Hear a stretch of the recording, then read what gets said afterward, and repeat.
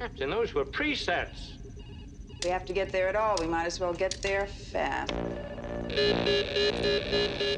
on, baby.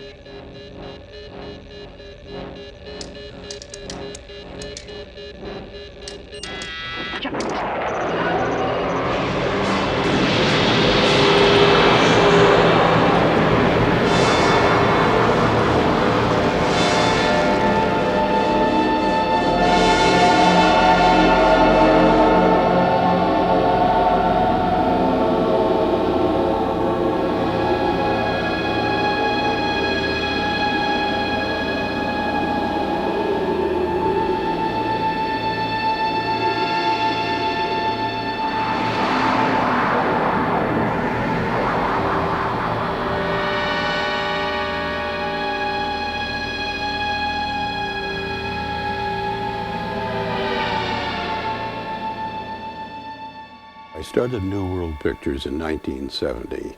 I had been producing and directing independently ever since the late 1950s, and I just got tired of directing. I had directed something like 55 or 60 pictures in 12 or 13 years, and I wanted to take a sabbatical, just to stop for a year. I started New World, and it became so successful immediately, I just never got around to directing again. New World started in 1970 with the traditional low-budget films. We were doing action-adventure, exploitation, science fiction, fantasy, teenage pictures, and so forth. It was when Jaws came out that we realized the world had changed. Vincent Canby, the lead critic in the New York Times, wrote, "What is Jaws but a big-budget Roger Corman film?" He was right, except he was only partially right. It was not only bigger, it was better. When I saw Jaws, I thought, we are in trouble. Not only we, but our compatriots. The majors have caught on to what we're doing, and they're now doing it, as I say, bigger and better. It was a little bit later when Star Wars came out, and I thought, this is even bigger than Jaws, and they've taken away our bread and butter. We continued with what we were doing, but we had to up our budget slightly, and as a result, we went into a little bit more intricate, for those days, intricate special effects in our science fiction films. A number of young filmmakers, writers, directors, producers, actors, and cameramen, editors, and so forth, started with us. The main thing we did was we gave them the opportunity.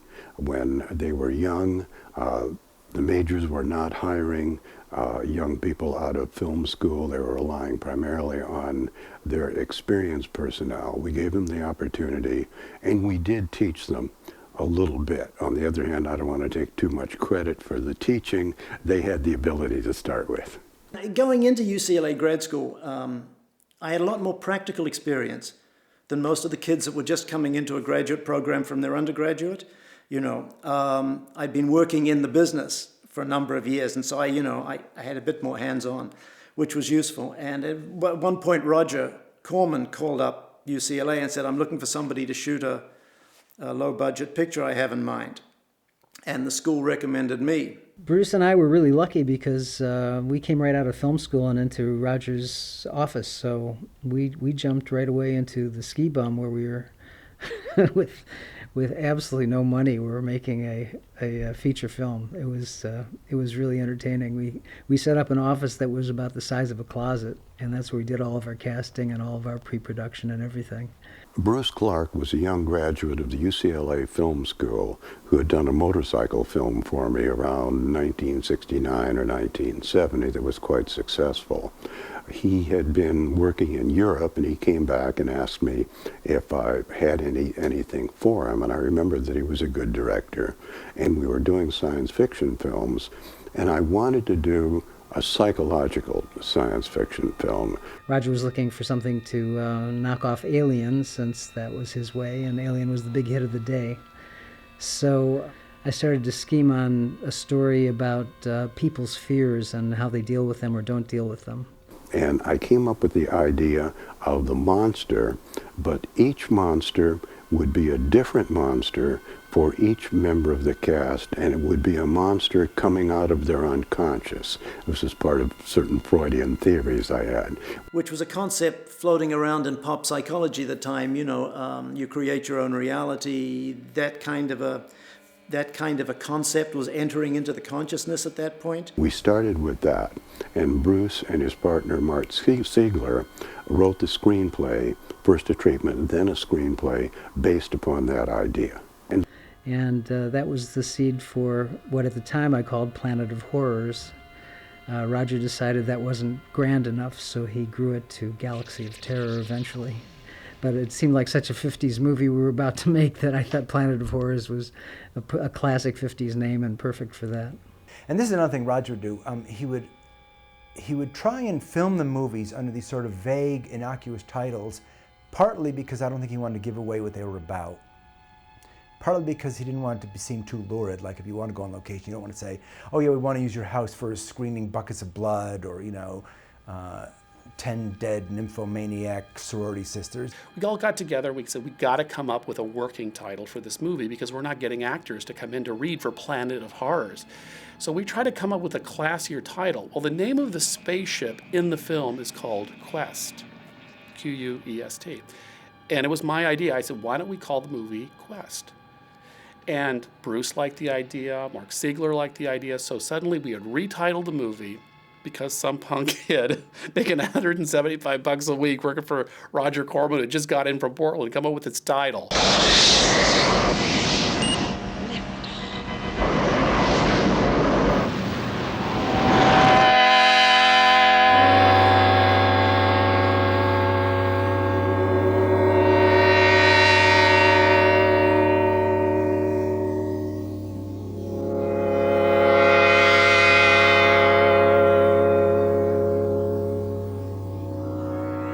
I think I had told people back east, you know, that I was just going to go out to LA and you know, I'll do Roger Corman movies. I want to just work. And I remember meeting for the interview. You know, I just had to meet Roger. That's all I had to do was go to his offices. I think they were in Brentwood. I think I went to Brentwood at that time. I think he had offices in Brentwood, and I went there and just met Roger. I didn't have to read. So that was an offer, which is nice. You know, it's always nice. And that was early enough in my career. It was pre-Freddie and actually pre-V. So it was real nice to get kind of an offer. I thought I had to go back and read, and I thought that was the next stage. And no, I got the role. Galaxy of Terror came to me via Roger Corman. Sent me the script, and I said, I love it. You know, I would love to do this part. On one condition, and he goes, "You're not getting any more money." and I knew that because I had worked for Roger, you know, and we had a great relationship. Here's the contract, sign it and work. Don't sign it and don't work. No hard feelings, okay? Which is a great way to work. But he said, So I said, I don't want any more money. He said, so what's the condition? And I said, well, I'd like to do it mute. And he goes, why? I said, because the dialogue just doesn't match what the character should be to me. And so he agreed. My working relationship with the director was pretty cool, you know. He kind of got the concept of doing the role silently and understood where I was coming from, but he did force me to say that line. I live and I die by the crystals. Okay. Bruce was a sweetheart. I mean, I never heard him raise his voice once. If anything, Bruce was probably too kind and polite, especially with us actors. Zalman King was somebody who had become somewhat of a friend because we had seen him in a UCLA film project and we were so impressed with his acting. Zalman King was probably the most intense on that set. He was the bad guy, and he took this deadly serious, this movie. He wanted that, you know, he wanted that severity, he wanted that edge. I knew who Zalman King was. This was used as a bit of a lure for me. What people forget about Zalman now, post 9.5 Weeks and all of his success with Red Shoe Diaries, etc., people forget that Zalman King opened doors for actors as guest stars and as leads on American television, much like Dustin Hoffman did in feature films. And Zalman King was a very bright guy, and I remember on the set, when he wasn't working, he would follow the director around, and then he would spend time with me asking me questions. And I thought at the time, I think Zalman is going to really learn from this and he's going to do something. And he went on to be a very successful director on his own. Who are you? What are you doing at my station? I'm flying this scrap heap. Oh, and then there was Grace Zabriskie. She walked in and she just blew us away, by the way. It was, she had such an intensity and a presence that that we had to use her. It was wonderful to have such a powerful character actress show up. Captain Trantor of the Spaceship Quest. I think what appealed to me most deeply was her, the layers of her need to assert her own authority. Because there was a vulnerability that was really, really strong there behind all of the authority that she would show at every opportunity. Grace Zabriskie was so beautiful and sexy then. I mean, you know, people throw around the word cougar a lot now and stuff like that, but I don't think there was a guy in the set that wasn't a little bit smitten, you know, with Grace back then. I remember she had this great long braid of hair in the back, you know, and she didn't wear a brassiere, and we just thought she was the hottest thing since sliced bread. Yeah, I remember being on the set of Galaxy of Terror and stroking the console and saying, "Come on, baby, jump it." You know, hyperspace sexuality. I really, really enjoyed getting to do that. I didn't feel like we did what she's capable of justice at all in this movie. It wasn't the part she had was not well written. There just wasn't enough of it. It wasn't a part that could be developed in any particular direction. And, you know, she had looking back on it, some pretty dreadful lines. You know what they say, Cook. The master sends meat, but the devil sends cooks. In the 80s, you were either playing, you know, the hooker or the housewife. Okay, there were not really many professionals. Damia was a TRICOM-rated pilot. She was a surgeon. She was, you know, a tech chief. So there are many layers to it, but yet, down deep, she was still looking for a great man. Bruce Clark said he cast me because he loved the twinkle in my eye when he talked about the maggot. That's the truth. Roger Corman was my idol. My first interaction with him was I almost knocked him down 50 feet. This is really true. We were all in our big space gear, and it was heavy. Your space pack was about 40 pounds. So we had all gone up the mountain, because we were climbing the mountain. Well, I didn't know Roger was coming up there to look at the location, make sure everything was okay. Well, he came up, I came up one way, he came up the other way. I didn't see Roger. I turned around and hit him with my backpack, and he went, "Oh!" So that was my first encounter with Roger Corman, having to grab onto him so he wouldn't fall down 50 feet and say, "I'm so sorry." "Oh, are you Roger Corman?" Oops. So that was the first. Do I think he's a genius? Absolutely. The cast was odd, it was lopsided in a way. The supporting actors were much stronger than the leads. I remember the cast as being very good. I was very happy with Eddie Albert and Aaron Moran and Ray Walston as the leads. Aaron Moran, I knew her from Happy Days, obviously, and I was anxious to work with Eddie Albert Jr. He was giving me little acting pointers. He took this very seriously. And Eddie also, during the course of the film, gave me some of the best advice in my life.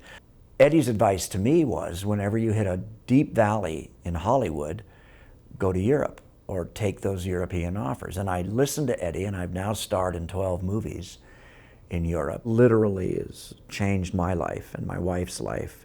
When you have a cast like we had in that film, it was amazing that they were able to bring all of those people together. I mean, just naming the cast all these years later, it's like people go, whoa.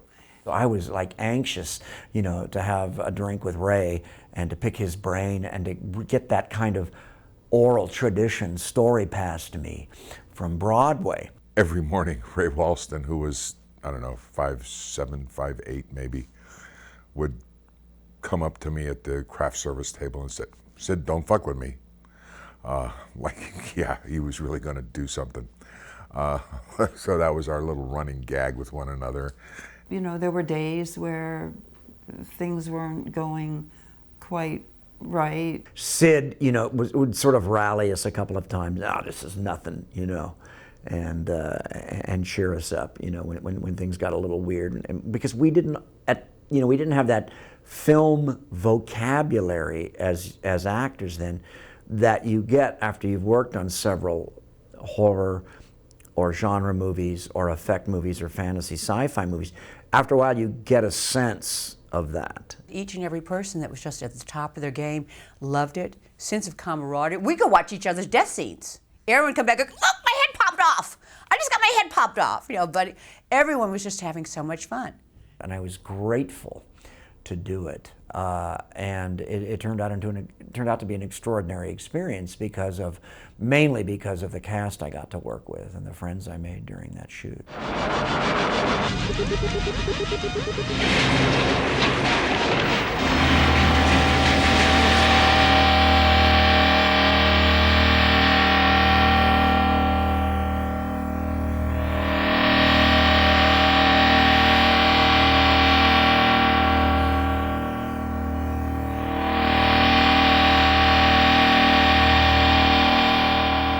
Trying to do, you know, a science fiction remote planet set, you know, on the budget of a cheese commercial.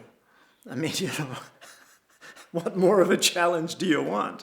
Resources was so limited working with Roger Corman, although for him that was his, you know, that was Star Wars in his studio, because we spent a lot of money. I think it was between $1 million and $2 million, which was a huge pot of money for him. We shot the whole film at Roger's fabulous studio in Venice, California.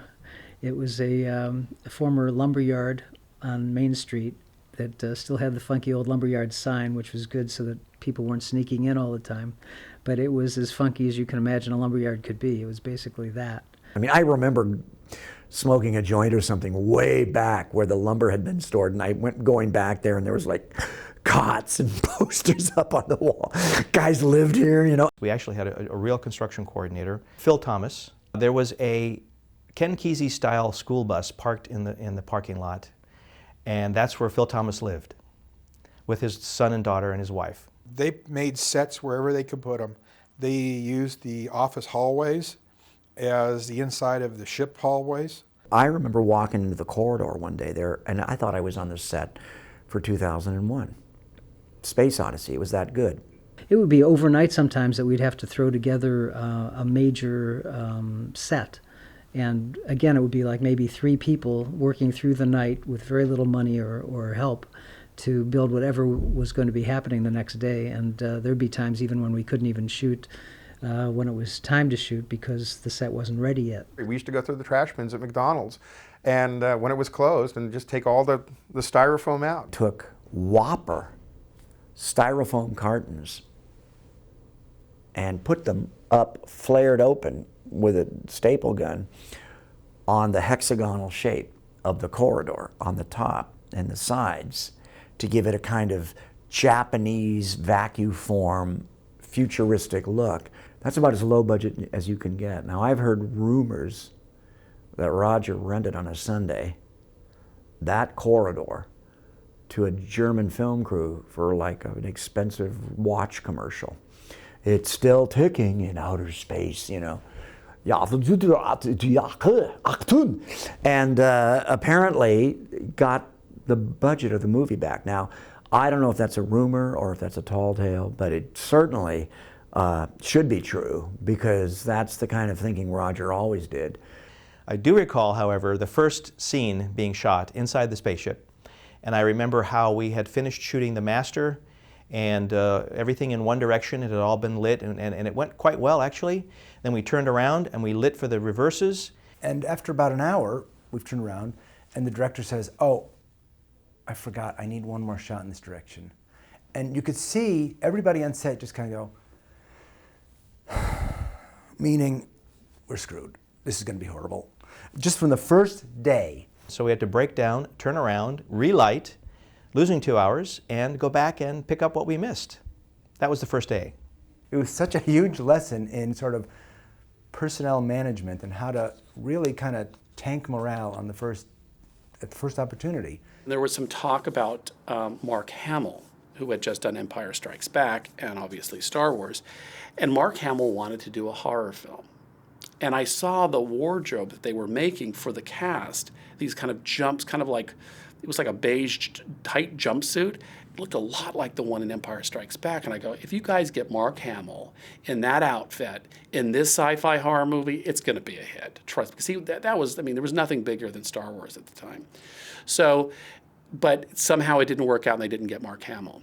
I can remember us repairing the costumes, but the costumes looked great, you know, and they were just thermal undershirts with a literally, I think it might have been a makeup latex mold just glued to them. And they popped up a little. We had to glue them a couple times because the heat from the lighting, you know, made them rise up, or they shrunk. Somebody made the mistake of washing them on the crew, and that was not a good idea. We should have just been stinky and had them keep fitting, and that might have made them buckle a little bit, but they looked great. It's amazing if you really are clever and think about things that you see in ordinary life you can use for creating a miniature. I mean, we're still doing that. We look at something, okay, that's an interesting looking bottle. Maybe we can cut that in half and use that as part of who knows what, just keeping an eye on all those things.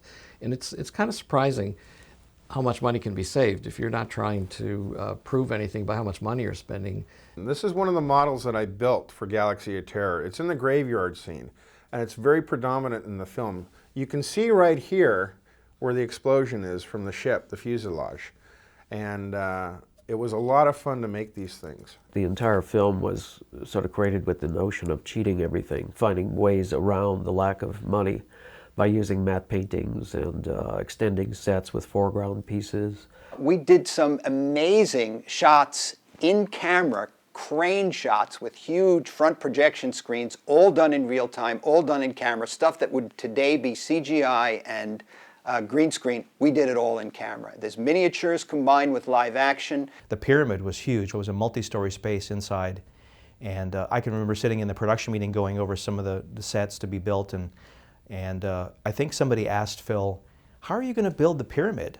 And he waited a beat and he said, I don't know. I've never built a two-story pyramid before. I'm going to have to figure it out. When we were on that pyramid, we kind of had to watch out for one another because it was basically 2x4s, chicken wire, and paper mache. So you could just step off into nothing, you know. We used a lot of automotive paints and all kinds of interesting combinations of materials. A lot of fiberglass on that show. We were working a lot with fiberglass, and it got in somebody's eyes, and it was a big drama, and it was a really tough production. We used a lot of fog. I recall breathing fog juice so many times. We'd come home smelling of fog oil, and we had the foggers going full blast constantly. And what it did do is created a lot of scale. So you have that atmospheric perspective where things that are near are clear, and as they go off into the distance, they get foggier. And because of the planet that we were on, it was supposed to have been moody and so forth. So we're able to pump in a lot of that atmosphere and help the scale make things appear bigger. That was inspired by Geiger, who had done Alien. So it had kind of an organic quality. Galaxy of Terror is definitely a very interesting film to see the last gasps of in-camera effects work prior to the wave of computer-generated visual effects.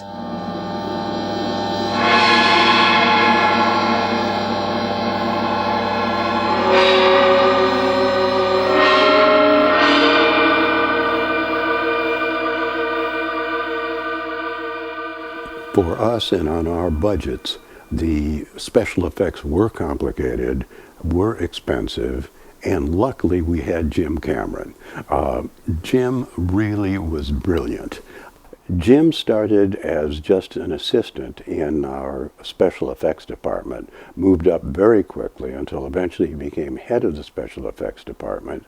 Then he became our production designer, then head of production, and also head of production design, I should say, and second unit director. He directed second unit on Galaxy of Terror for us. Jim was essentially, I think, the man that was running the studio, creatively, certainly. Because when Roger Corman would come down to the set, or come down to the studio, he seemed to always go to Jim Cameron's office. Jim Cameron had really started to get a sense of who he was and what he could do, and I think he had a lot to say in Galaxy of Terror about what things needed to be and how they needed to be done, beyond the traditional role of a production designer. I think he not only had a vision for the film, but he also knew what that film needed to be. You knew even then that James Cameron was going to be huge, because he wasn't like, oh, well, I'll do this, I'll do that. He was always working. Jim was sort of the creative design force of Planet of Horrors. He was the man who was designing the sets, in charge of making sure the monsters were designed properly, the wardrobe. I mean, everything design-wise was a Jim Cameron creation, or at least Jim signed off on it. It all went through Jim Cameron, even the lighting in some cases. He designed the costumes, designed the throwing crystals, a couple other weapon things. Jim had these incredible ideas. I mean, stuff that wasn't in the script that made it into the movie that he would shoot. You know, the whole thing with Sid Haig and the crystal traveling up his arm. You know, was done, we did that on the spur of the moment. Somewhere, maybe a third of the way into it, after live action was done, or as live action was winding down, they needed a lot more coverage. And Jim Cameron raised his hand and said, I could do second unit. And he directed all of our death scenes. Well, as many people know, or is revealed in the movie, Damia succumbs to a maggot. The interesting thing is when they originally shot that scene, they couldn't get the maggots to move. You know, when there's an original shot of the maggots and they're moving and then it grows, well, that wasn't happening. The maggots were just sitting there. So James Cameron got the idea to shock the maggots. And that's how they started squirming. He was amazing. He was always coming in with his, again, Roger Corman finding the most brilliant minds. Who would have thought to shock the maggots? But Jim was also probably one of the most opinionated people I'd ever met up to that point, and probably since then too. Jim was very smug at the time, and I remember the first time I met him, well, we almost got into a physical fist fight, which I can see is very easy to do. And I was on the set, and the Carpenters played a prank on me, and it was early in the morning, and there was a spaceship scene that they had just painted this table, and I didn't know that they painted it. And I said, how did you guys get that shine on there? Wow, it's really good. Oh, we buffed it and buffed it all night. Why don't you run your hand across it? Oh, okay, yeah, it's really smooth. Oh, hey, great. So the paint came off on my hand. So Jim comes up to me, and they're all laughing. They're having a good time, and there are a lot of pranks on the set. But he goes over and says, who did this? And I said, I did. And he goes, Mister, you're barred from my set. And I said, you know, it's not your set. You know, it's the directors and the producers. And then he goes, blah, blah, blah, blah, blah, blah, blah, words, you know, and it's just, I'm ready to draw back. He's ready to draw back. Cameron was always doing like karate high kicks and stuff like that. So I thought, oh, he's going to karate him. Plus, at the time, Jim wore heels about that tall, too. So, you know, one of those heels planted in you, man, of those platform shoes. And then the Carpenters ran over and just said, look, this guy's nuts. Okay, leave him alone. It's like, go over here and go, you know, just go do your thing. That night, we went to Norm's. And he was there having, I'll never forget this, the spaghetti dinner special. He's eating spaghetti like this, and he's like watching me like I ruined his movie. He was, you know, pussycat to me. So you know, where I hear things, it is what it is. You know, the man's amazing at what he does, and he takes what the avenue is that he takes to get there. But I did have a crush on Galen Hurd, who did show up there, and I made a deal with her. If I lost 50 pounds, would you go out with me? And she goes, yeah, sure. So I worked out and everything. I didn't know later on she ended up, you know, dating Jim Cameron. So we were at a screening of Terminator, and Gail was amazed that I lost all this weight. And I said, yeah, you remember when I asked you to, like, you know, we go out and all that, and so Jim just turns around and gives me the mad dog stare. It's like, well, I was just joking, you know, anyway. And in fact, I think if you look at Aliens, Aliens looks a lot like Galaxy of Terror because it's the same effects crew, essentially. You can see things being tested and tried out in that film, and they came from Jim. Could have been one of the hardest working people I've ever seen in my 30 years in the business. As a matter of fact, when I was talking with him on Titanic, he said, I just did what I was doing for you, but I did it bigger. I had more money.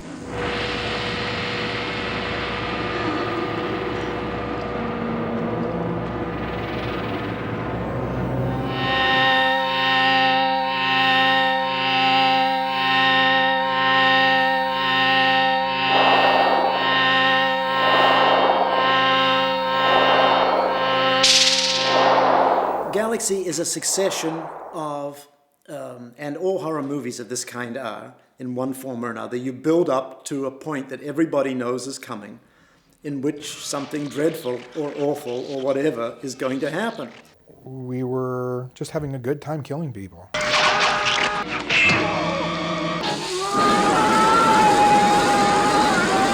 Basically, I did everything that nobody else wanted to do on the show. I was the slime wrangler, I was the blood wrangler, I was the holder of tentacles, the puller of tentacles. I was a surgical tech, so I was in on open heart surgeries and craniotomies and what have you. So I knew what things really looked like. I knew what blood should look like squirting.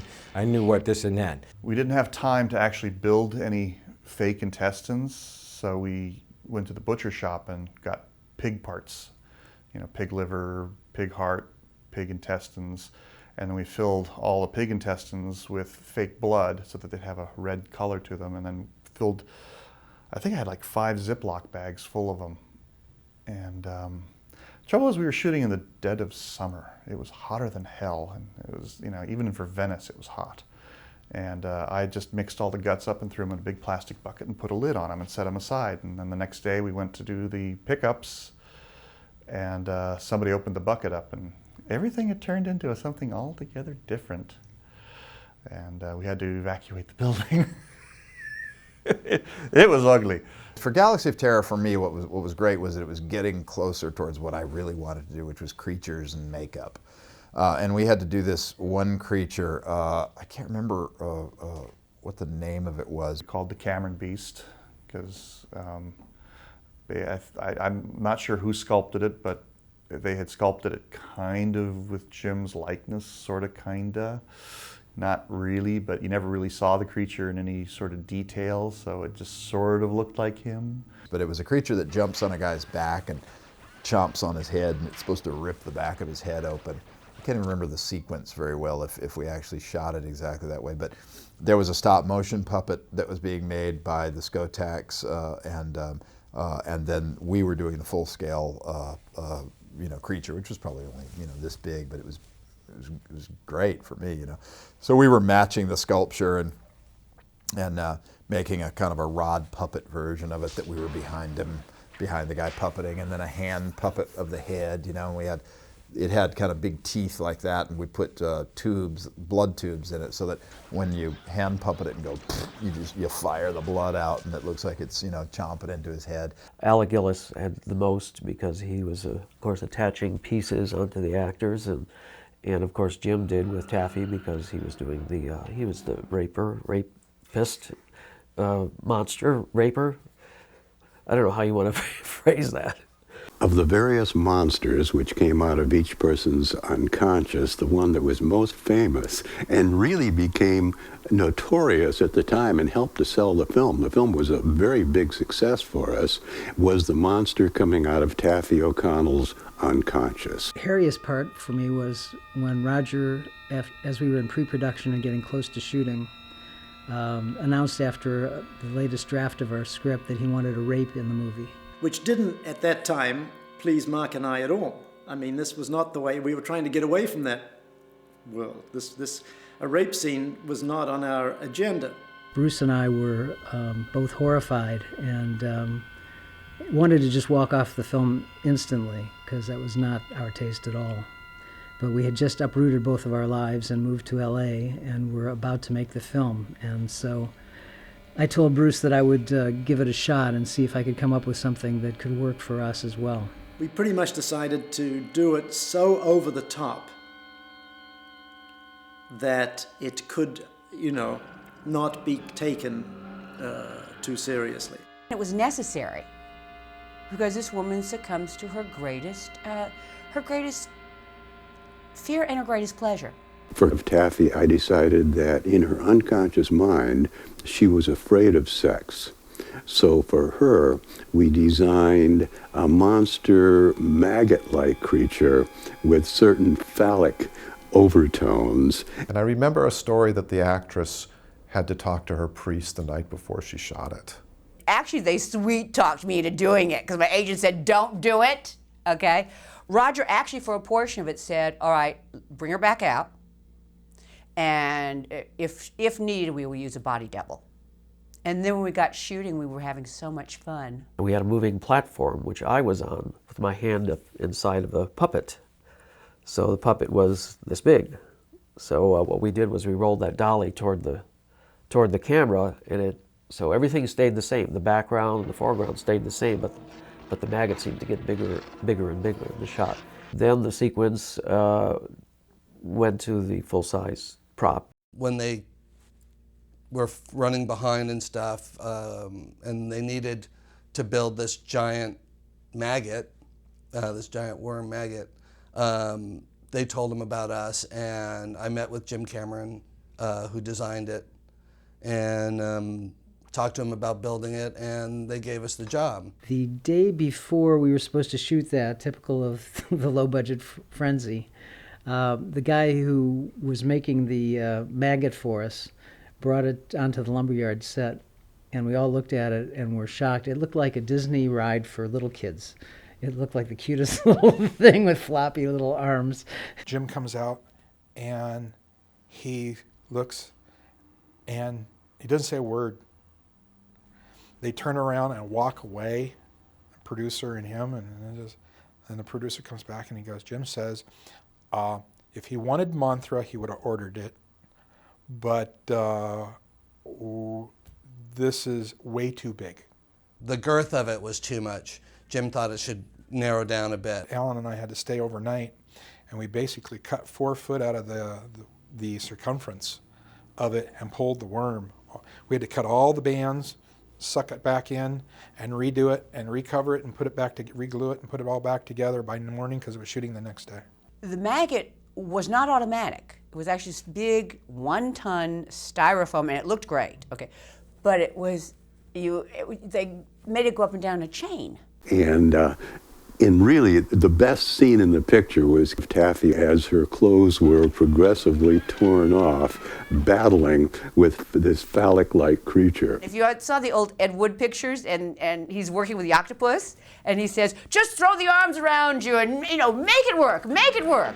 That's what we were doing with the maggot. Ah! Just throw the arms around you. Ah! Ah! First time we roll, the worm's all the way up, and I'm operating, and I'm, like I said, 17, 20 feet in the air.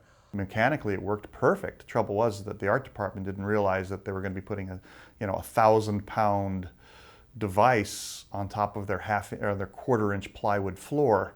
When I went under the maggot, the chain slipped. The whole thing fell on its side with me in it. And it's 1-ton maggot, and one of the guys goes, roll! And I rolled, and the thing went right down. It would just mussed me. Alan went flying down into a pit, inside the head, still in the head. The floor literally collapsed, and Taaffe was underneath it, and I had to literally pull her out as this thing's coming down on her. And I was like, ooh, okay. And then they cranked it back up and said, okay, go back under. And I'm like, okay. That was one of the few days Roger showed up on the set. Generally speaking, Roger mostly didn't show up on the set. With Roger, getting involved and directing, it became a little bit more tense. It was one of the tensest days on the set, actually. He sort of kept wanting me to shoot certain things, and I got to a point with the scene, and I said, okay, Roger, it's all yours. You shoot what you want to shoot, but I'm not going to shoot it.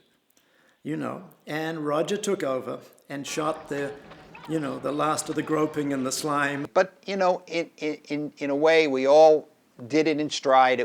Took us about an hour to film that portion of the scene, and, you know, we got through it. It was my job to keep Taaffe covered in goo.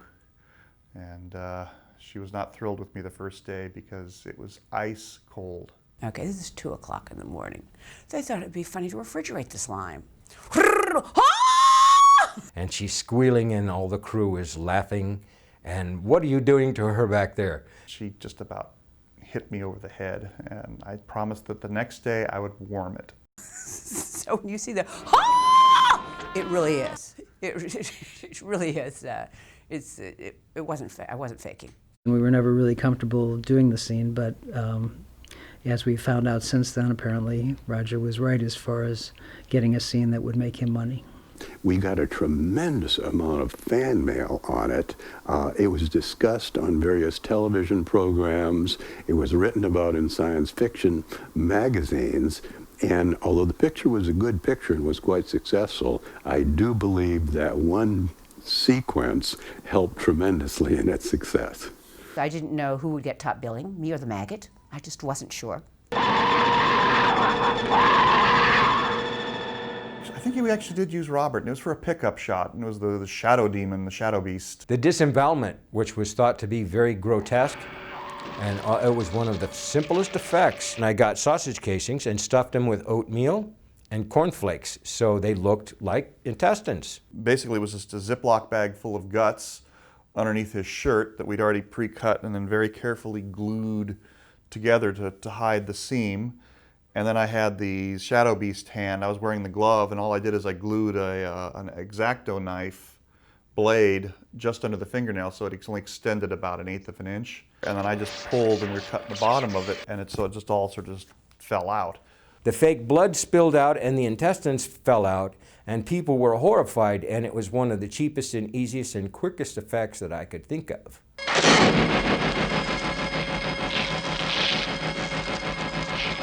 Aaron Moran was supposed to die a certain way in the script, and I don't remember the original way because they changed it so they wanted her to die in this constricting tunnel. They had actually shot one head of her during the principal photography, and it was her being crushed. Well, the head, it just kind of looked like, you know, somebody squeezed a balloon and it went.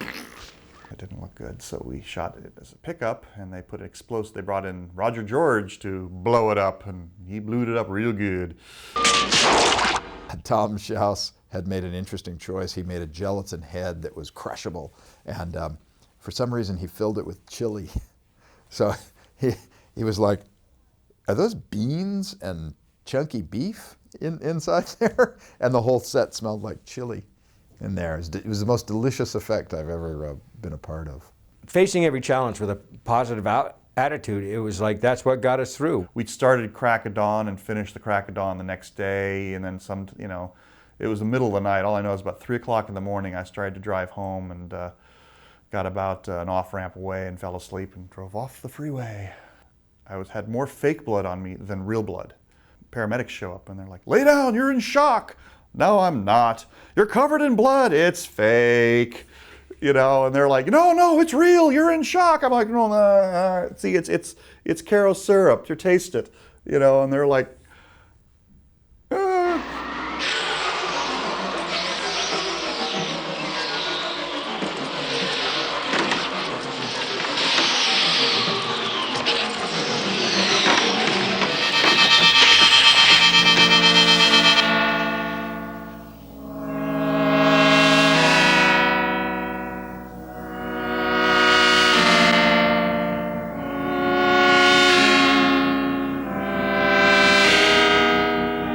My involvement in post-production on Galaxy of Terror was pretty similar to what I normally do.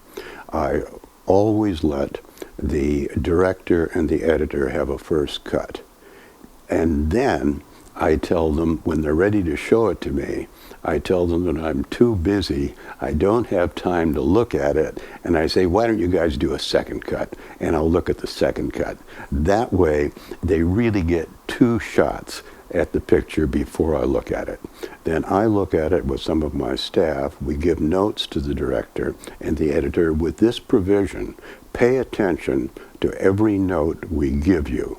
But if you think a note is wrong, ignore it. We will ride with your decision. If a problem does come up, we will discuss it. But in general, I ride with the director and the editor's decision, and we will normally go through 3, 4, 5 cuts. We decided that we needed 3 editors on that show because Roger had an ambitious post-production schedule.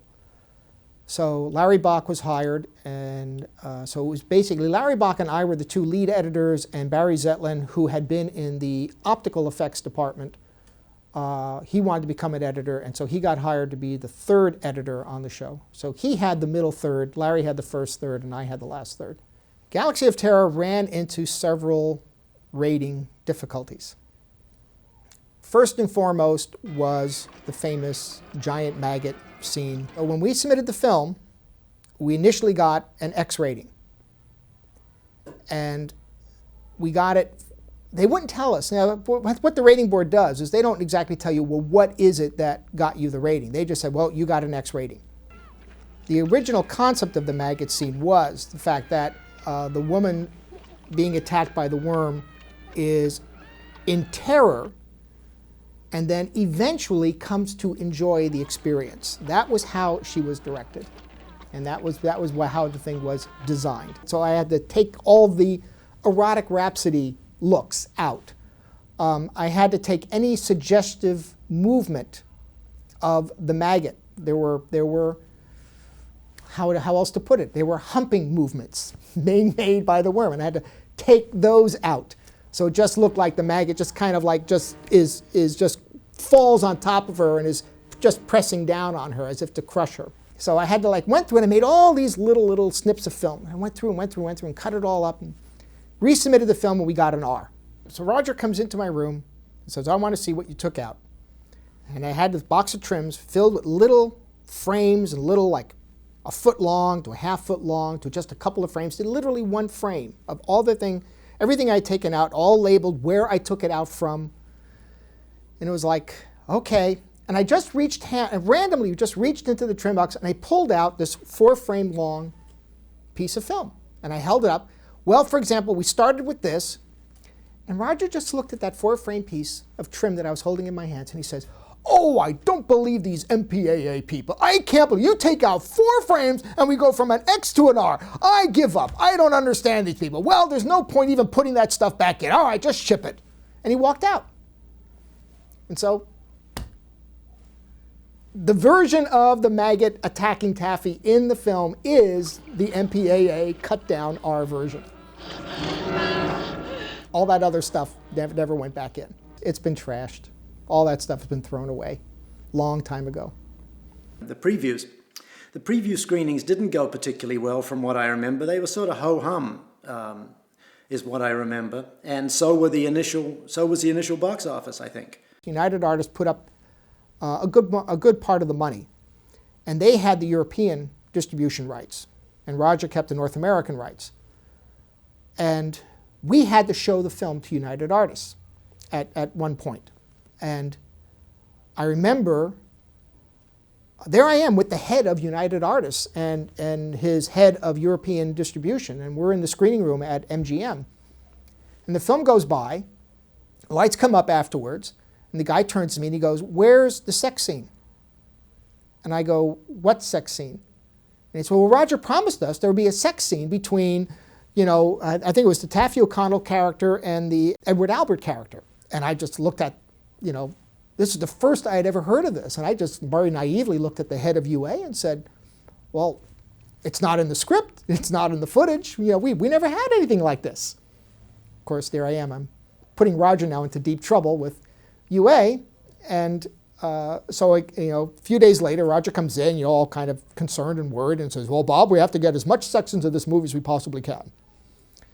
I said, okay, Roger, well, what do you want to do? We don't have a lot. And he said, well, I understand that. But he says, so show me the scenes with Taaffe. And so we had the scenes with, there was a thing near the end of the movie, it's Red World and Blue World, where a cavern goes into some weird cavern, and all these people start reappearing. All the dead crew members reappear, and various creatures reappear, and the color goes from red to blue and back and forth. So I show him all the footage I have of Blue World, because that's where we had all these shots of Taaffe topless. And he just said, okay, just use every single frame you can. Take every outtake, every reprint, go into the B negative, print that up, put everything you have of her topless. And he says, so you wanted to put every frame I got, Roger? Yes. And then he said, milk the tits, Bob. Galaxy of Terror, however, was a real challenge because this was a time before personal computers. And so I was using a Buchla 200 system, which doesn't even have a keyboard. You couldn't play it, so everything had to be programmed with patch chords. And compared to the other film scores I had done, this was a much bigger project. And so there were meetings almost every day, and Bruce was there, and so were the editors, and sometimes Roger would come in, and actually sometimes Roger would bring in all the staff people that were there. Those were the meetings I disliked the most, where you would have, you know, something like 20 people giving their opinion, and you weren't really sure which way it was going to go. Roger wanted electronic music. He was very specific about that. And the only other things I used besides the Buchla 200 system, which is also known at the time as the electric music box, which was an analog control voltage system, one of the largest ever made. The only other things that I used was a soprano and a sitar. And I hired these performers and brought them into the studio and recorded them. So after we finished the mix, we then had to run we made a quick copy, single stripe copy of the whole mix, and we had to run that with the work print back to the MPAA. They ran it again, and then they gave us another X rating for intensity of sound effects. So we had to go back and remix and soften all the sound effects, which is basically bone cracks and blood gushes and things like that. I had to soften all that down. So I would some days get no sleep at all, and other days try to grab an hour or two of sleep, and those were difficult weeks. I would just be working pretty much around the clock.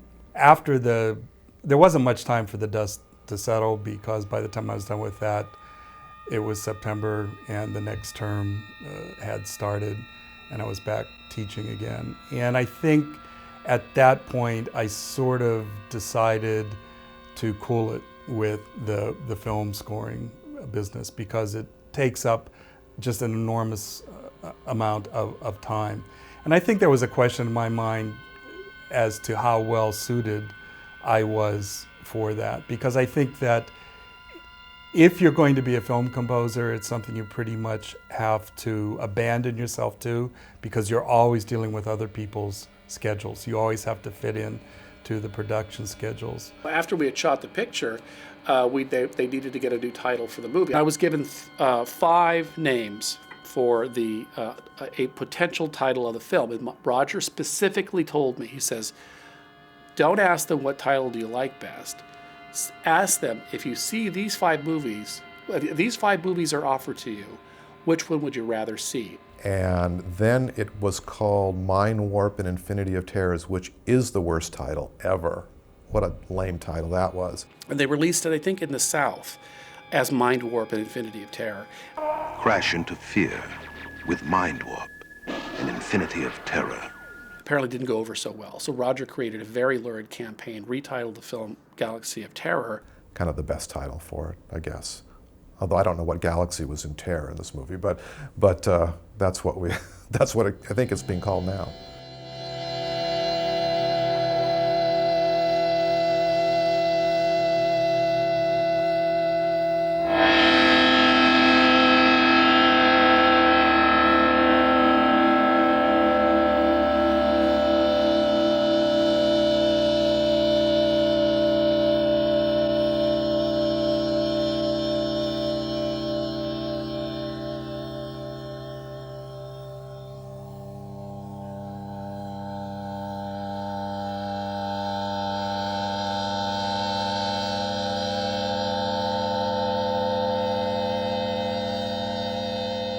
I used to believe, and probably at the time I made this film, in the cathartic theory of horror movies theory, if you will. You know, the idea that it's a harmless release or a useful release of various things.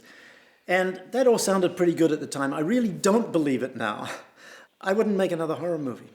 The movie is, well, to me it was going to be like a 50s sci-fi horror film, and it came out that way. So in that way it was quite successful.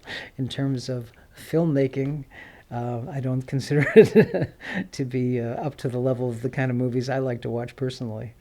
But, you know, for what it was, I think it did the job. The first time I saw Galaxy of Terror, I was impressed. I knew how much money had been spent on it, and they delivered a lot more than what the budget dictated. I really liked it. I mean, there are a couple things that were silly, but at that point when I saw it, everything still held up. You know, so it would have been 84, this would have been 84, 85. Everything still held up. And I remember thinking, okay, this has cult classic written all over it. This movie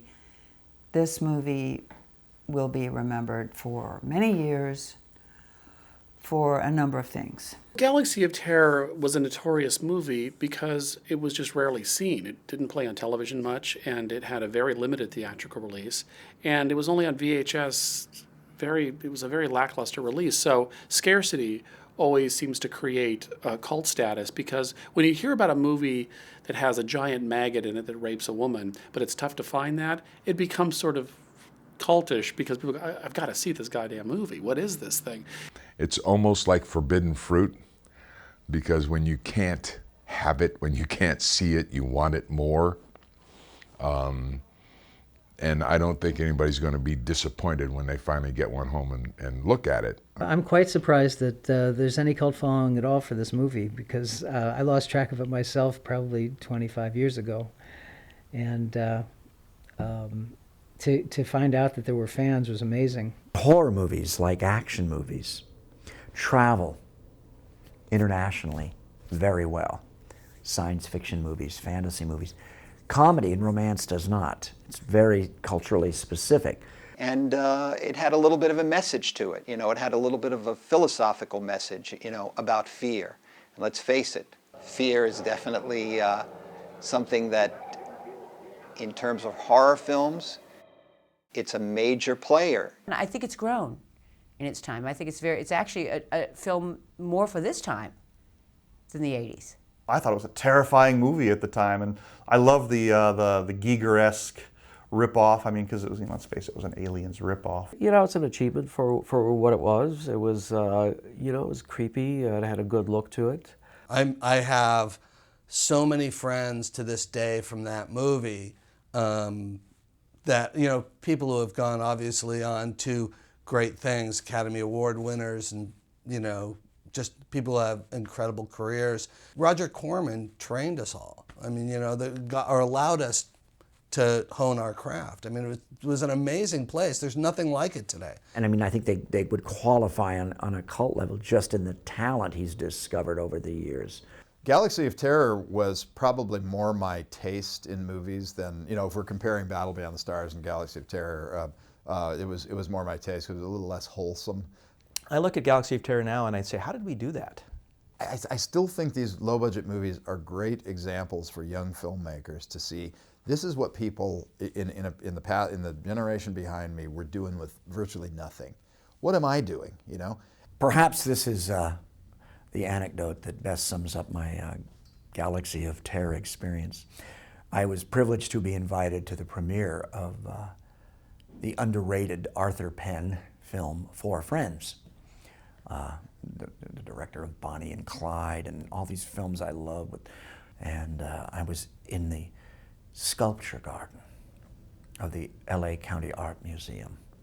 There was a gentleman across the marble courtyard from me, and he walks towards me, and he's got a beard like I have now, and a thick shock of gray hair and a cravat, and he's very tweedy and intellectual, and I think, oh my God, maybe this is a film critic from the East Coast or something who recognizes me, Robert Englund. This is going to be great. Maybe he saw my Henry Fonda movie.